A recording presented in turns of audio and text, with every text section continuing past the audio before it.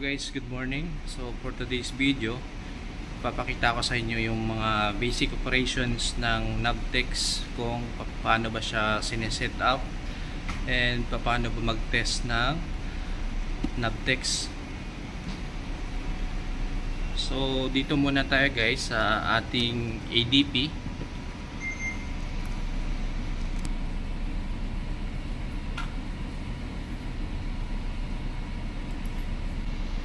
So dito muna tayo guys sa ating ADP or yung ating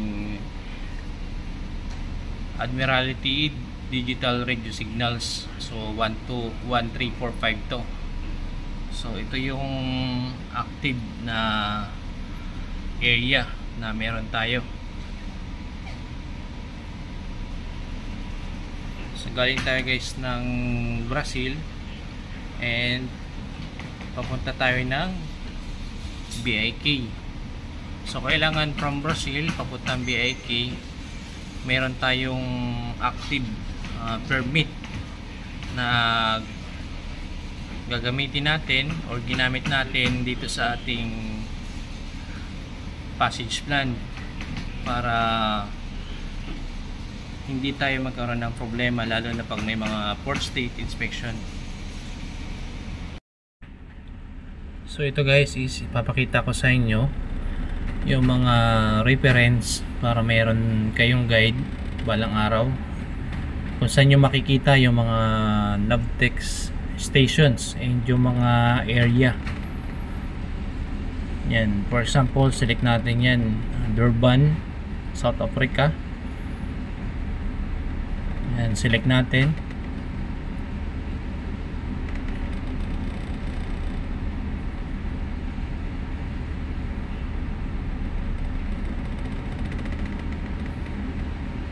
Then select natin yung Navtex.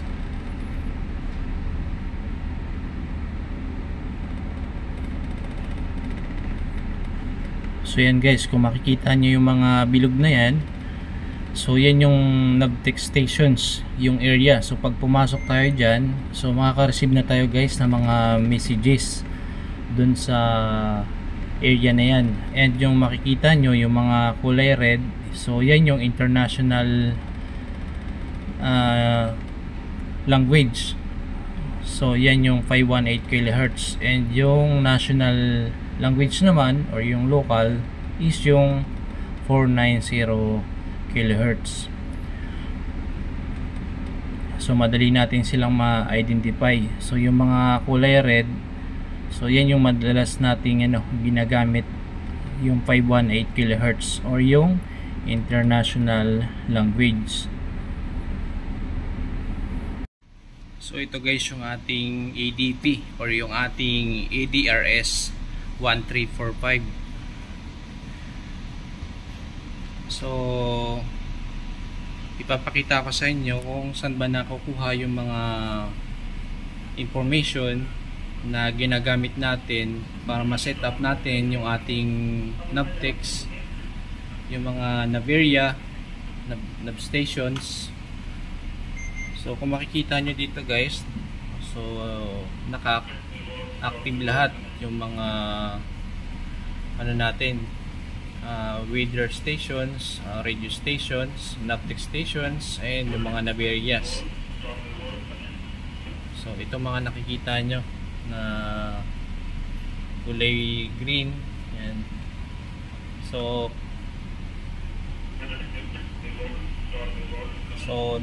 ang itira lang natin guys is yung Navtex. So yung Navtex stations. So i-click natin yan. Yan. Tira natin tong Navtex.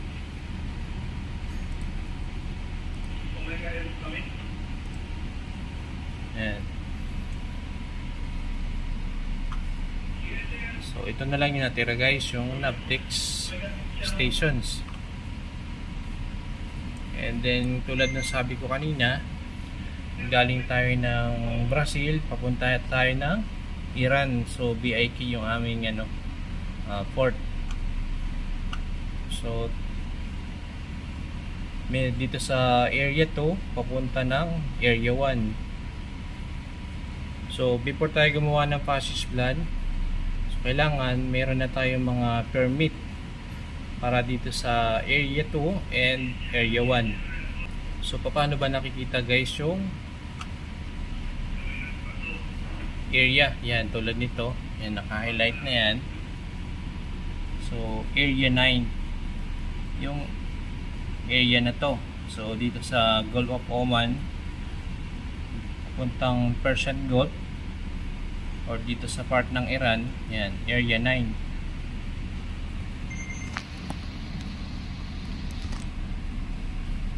And dito naman sa Brazil, so galing tayo ng Paranagua.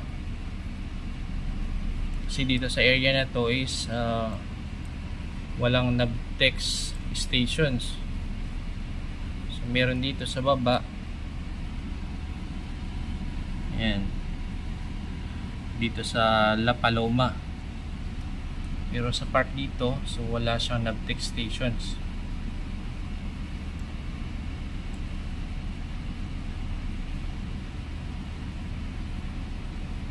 So example, galing tayo dito sa area na to, dito malapit dito. So pwede nyo gamitin tong La Paloma. So double click nyo lang and lalabas to. Yan. Ito yung makikita nyo. So yung letter F yung ating i-active. Kasi yung 518 kHz, so yan guys, yung 518 kHz or yung international language or yung English. And yung 490 kHz naman guys is yung national language or yung Spanish. And kung makikita nyo guys, yan, yung range nya is 280 nautical miles. So ibig sabihin, kapag malapit ka na dun sa 280 nautical miles or nandun ka sa loob ng 280 nautical miles, is makaka-receive ka na ng Navtex message like Naverias, Meteorias, or yung mga navigational warning.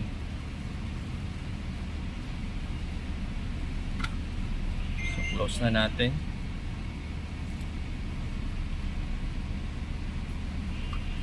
So ito guys yung inactive ko sa ating Navtex. Yan. Ito sa South Africa papunta ng Iran. Medyo nagpo-focus lang yung ating camera. So para makita nyo yung area na yan,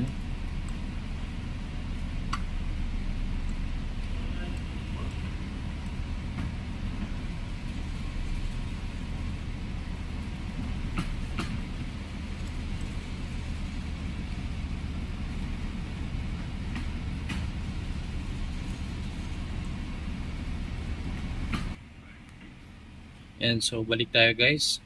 So medyo nagpo-focus lang yung ating camera.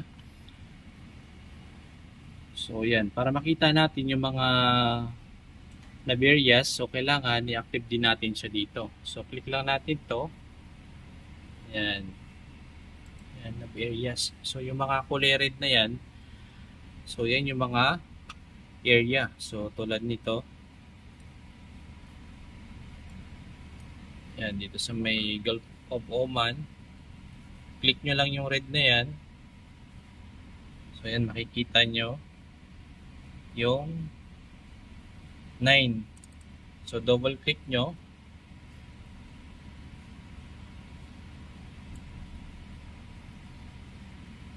So yan, so ito guys yung nasasakupan ng Naveria 9, yung area na to. So ito guys is piniprint ko and pinopost ko rin dun sa sa tabi ng ating Navtex para mayroon tayong reference.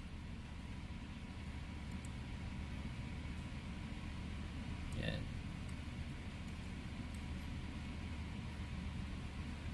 Yan. Double click nyo lang tulad nito, area 7.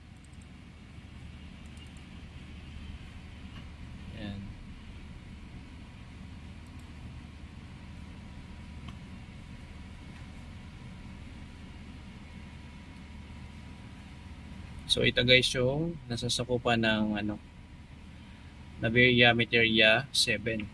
So balik tayo guys dun sa Navtex stations. So tulad nyan, and double click natin. So tulad nung sinabi ko kanina, yung kulay red or yung 518 kHz yung ina-active natin dun sa ating Navtex. Ito kasi yung English language.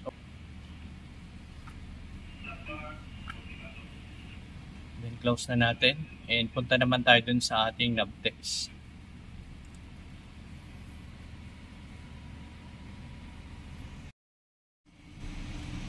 So balik tayo guys. So nandito na tayo sa ating Navtex. So ito, yan, sinulat ko yung mga Navtex stations na kailangan nating naka-active dito sa ating Navtex. So ayan, tulad nyan, C, I, letter O, C, T, M, F, B, A. So kailangan yan yung naka-active dito sa ating Navtex para kapag may mga inspections on board, lalo na kapag may mga port state inspection, kailangan makita nila na naka-active yung mga area na to. So pwede naman nating ilagay sa auto. So kadalasan nga lang tulad nito, yan. So tayo na lang yung magde-decide kung i-auto ba natin or ima-manual natin. So yung ipapakita ko lang na video is based on my own knowledge regarding sa Navtex, kung paano ba natin sineset up yung ating Navtex manual.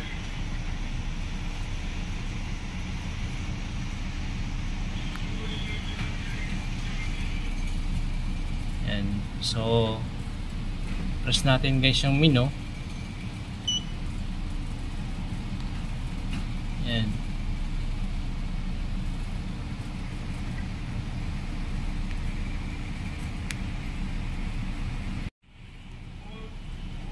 Balik tayo. Yan. Press lang natin yung menu. And makikita yung number 1, yung RX stations. Enter natin. So yung RX mode is, yan, pwede natin ilagay sa auto. And pwede natin siyang ilagay sa manual. Yan.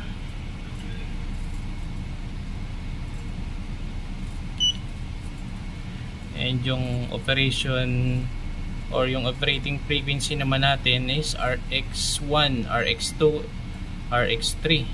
Yung RX stations guys is enter natin. And then kung makikita nyo dito, yung operating frequency is RX1, RX2, and RX3. So ang ibig sabihin ng RX1 is yan yung 518 kHz. And yung RX2 naman is yan yung 490 kHz. And yung RX3 is yung 4209.5 kHz. So yan yung operating frequency na ginagamit natin. So kadalasan naman RX1 yung ginagamit natin.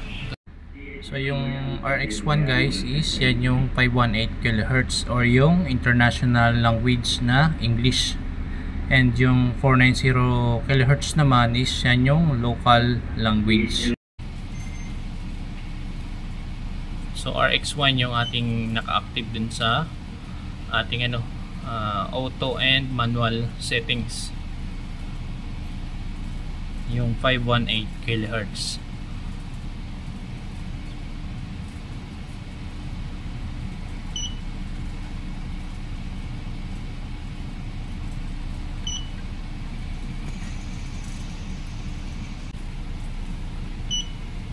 Yan, yung auto mode settings. So ito guys yung auto mode settings. So kung makikita nyo guys, naka-active lahat from A to Z. Yan, for example,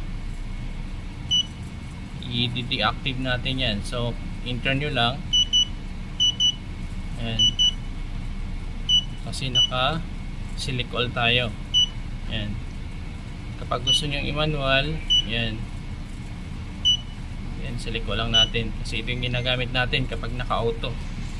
So ito guys yung frequency, yung RX1 kanina, so yung 518 kHz, and yung naka-select natin is Naveria 9. And punta tayo dun sa frequency, enter.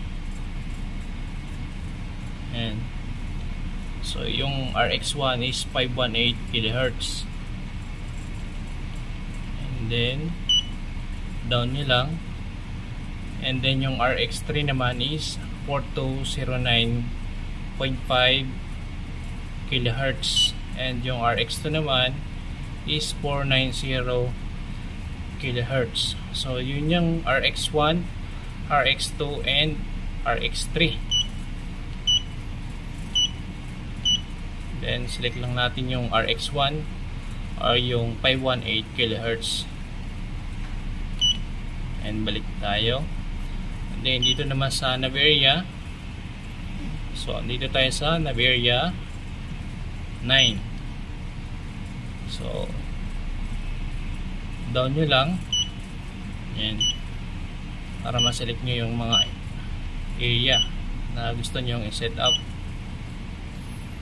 Yan. So ito guys yung nasa auto mode. Ngayon balik tayo. Yan. So hindi naman natin i-save. So cancel lang.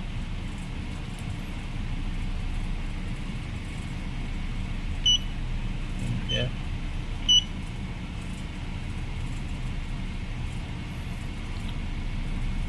Okay.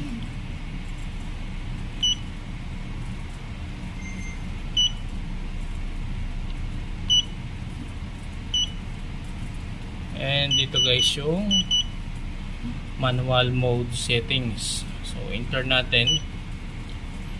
So yan yung naka manual mode. So kung makikita nyo dyan, yung naka active is ABC, FIM, OT. So ito guys yung from Brazil papunta ng Iran. So ito guys yung mga ano, yan yung mga sinulat natin. So yan yung mga naka-active sa manual.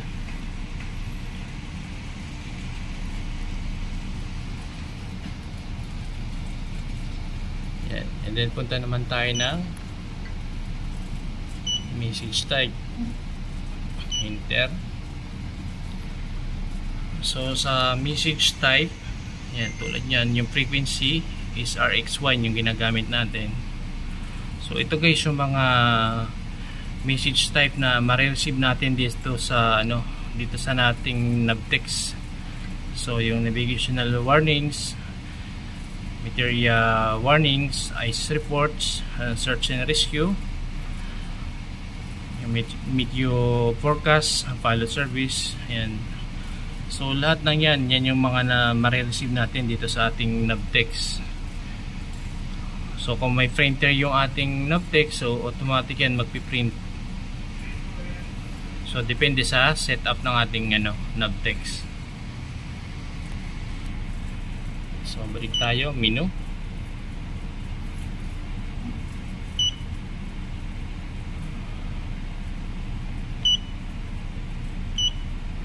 Message type. So tapos na tayo dyan. Dito naman tayo sa display. So ito lang naman guys yung ano, display settings ng ating ano, Navtex. Tulad niyan yung contrast, dimmer, yung buzzer. Kung gusto niyo nagba-buzzer siya kapag may dumarating siyang message.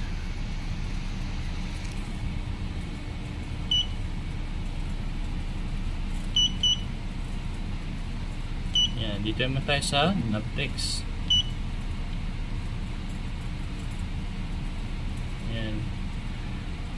So ito guys yung ano, printer property and message speed.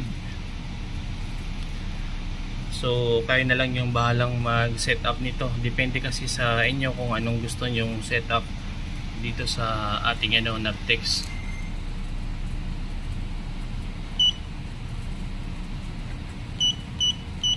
So balik tayo Navtex, and then doon sa pinakababa.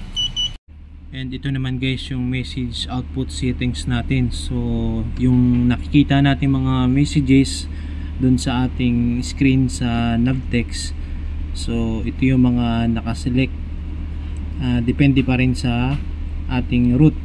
So yan, i-input natin manual. So yan, kung makikita nyo yung stations, so 518 kHz. So kung ano yung naka-active dun sa manual, yan din yung naka-active dito sa message output settings. So pwede din natin guys i-set up yan ng ano, select all. So lahat ng mga Navtex stations na madadaanan natin, so makaka-receive tayo ng mga message.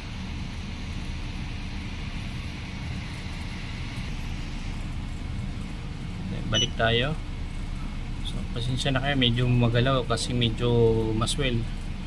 So nagdi-drifting kami ngayon.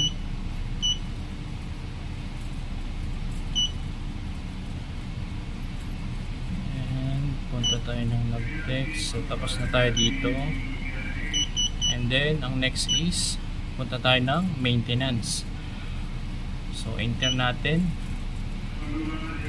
So ito guys yung ginagawa natin daily. So depende sa ating ano, company kung ano ba yung required na daily test na ginagawa natin. So dito nagte-test ako daily. So itong maintenance, so punta lang tayo ng maintenance, then self-diagnosis, then enter. Yan.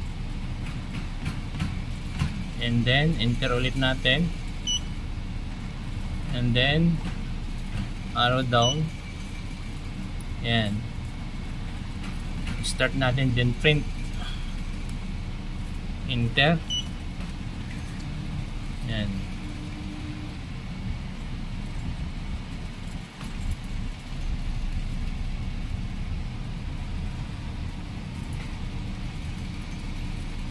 So maghihintay lang tayo ng mga ilang seconds, mag-a-alarm yung ating Navtex, then makikita na natin yung overall result ng ating ano, Navtex test.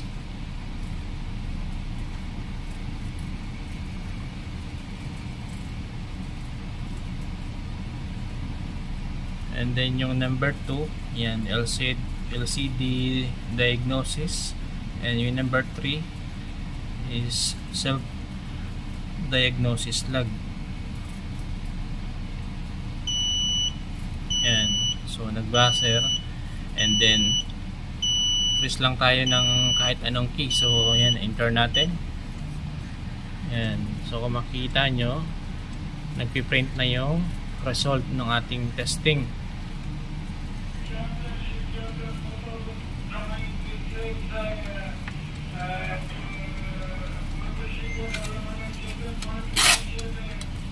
So ayan. So yan guys yung test result ng ating Navtex. So yung 518 kHz, 490 kHz, 4209.5 kHz. So yung overall test niya is good. So nandito rin sa taas yung mga RAM niya. So good lahat, and i-record natin yan dun sa ating GMDSS company logbook.